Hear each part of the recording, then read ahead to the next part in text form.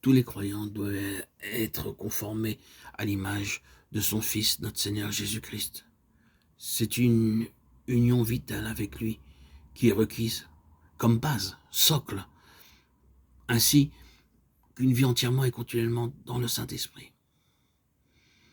Nous acceptons tous la première condition comme étant essentielle, une union vitale avec notre Seigneur Jésus-Christ, comme étant fondamentale. Mais ce qui est aussi important, c'est qu'il doit y avoir une pleine expression de la vie. C'est qu'il y ait une vie entièrement dans le Saint-Esprit, de manière permanente, continuelle. La vie dans le Saint-Esprit est la contrepartie divine opposée à cette autre vie dans la mort et sous la puissance de Satan. Cette autre vie est désordonnée et Dieu est absolument étranger à cela. Cela est l'état premier. Une vie dans la mort et sous la puissance de Satan. Dans le désordre terriblement active, énergique, et cependant Dieu n'est pas en elle. Il se peut même qu'elle soit active dans le domaine religieux, et cependant Dieu n'est pas avec elle. Je me demande parfois si la religion n'est pas le plus grand ennemi de Dieu dans ce monde. C'est une chose terrible à dire. Mais je suis parfaitement sincère en posant une telle question. La religion, plus que toute autre chose, semble placer beaucoup de personnes dans une position où Dieu, si nous pouvons ainsi dire, est mis dans la plus grande difficulté possible pour les atteindre par le Saint-Esprit, parce qu'elle les place dans une position fausse. À l'opposé, Dieu établit ce nouvel ordre qui est entièrement sous le gouvernement du Saint-Esprit. Que signifie être entièrement sous le gouvernement du Saint-Esprit? Cela signifie que tout doit être assujetti au Saint-Esprit.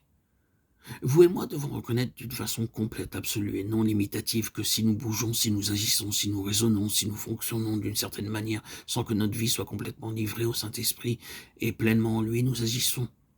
Cela est plus que probable en dehors du royaume de Dieu. Et le résultat, c'est la mort. Il se peut que nos intentions soient les meilleures possibles.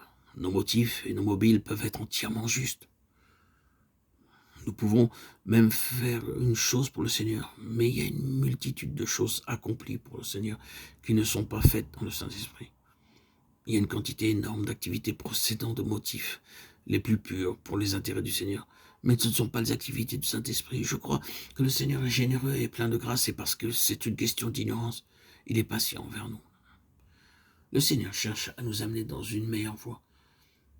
La fausse direction peut être due à un manque de lumière, tandis qu'une plus pleine lumière n'est pas encore accessible jusqu'à ce qu'elle survienne. Le Seigneur nous accompagne et donne beaucoup de bénédictions, autant qu'il est possible pour lui de le faire. Mais cela ne signifie pas au bout du compte que toute activité réalisée dans le passé recevra son agrément et s'avérera avoir contribué à l'accomplissement des desseins divins. À un certain moment, cela cessera. Et ceux qui sont concernés arrêteront. Ils seront conduits au constat suivant, qu'après tout, un grand pourcentage de ce travail fait pour le Seigneur ne sera pas pris en compte, et plus tôt cette prise de conscience se fera, mieux ce sera. La réponse à tout cela est la croix. Tout cela est rassemblé dans la croix. Reconnaissons donc que la croix est l'aboutissement de la vie de résurrection, et pas seulement le début. Si vous oubliez beaucoup de choses qui ont été dites, n'oubliez pas cela, la croix est la fin de la vie de résurrection, aussi bien que le commencement. Ainsi je connaîtrai Christ, la puissance de sa résurrection et la communion de ses souffrances en devenant conforme à lui dans sa mort. Ainsi Paul prie que je le connaisse lui et la puissance de sa résurrection. Ça signifie conformité à sa mort, sans une entière destruction.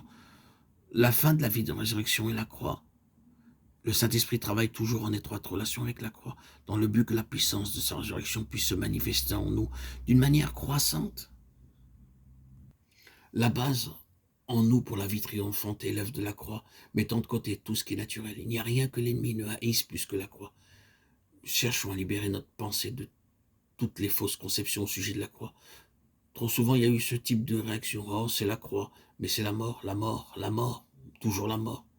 L'œuvre de la croix, de manière subjective, conduit toujours à la mort.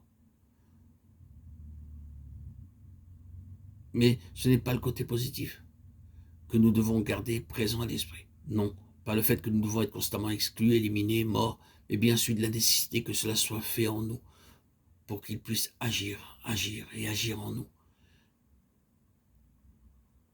crucifier cette chair pour qu'elle soit morte et offerte à Christ. C'est le côté de la vie qui doit être par-dessus tout gardé par l'Esprit, en communion à l'Esprit. Alors même que la croix agit précisément en relation avec ce qui a été rejeté par Dieu au calvaire. Nous sommes arrivés à cela par l'exclusion de nous-mêmes. Le Saint-Esprit conduit toujours à ce résultat. Exclure nos forces propres, les forces de la chair. Ainsi, nous pourrons obtenir un accroissement spirituel et fera de nous des hommes et des femmes heureuses. C'est la vie que le Seigneur recherche, la vie plus abondante. Et cela est réalisé uniquement en nous ramenant encore et encore à la croix. La croix est fondamentale pour la vie parce que c'est là que le Seigneur Jésus a vaincu la mort. Et c'est à la croix qu'il dispense la vie pour les saints. Et le Seigneur désire nous introduire continuellement dans cette vie. Nous sommes appelés à cette vie et il nous faut passer par la croix. Crucifier notre chair, crucifier nos désirs, nos aspirations mondaines,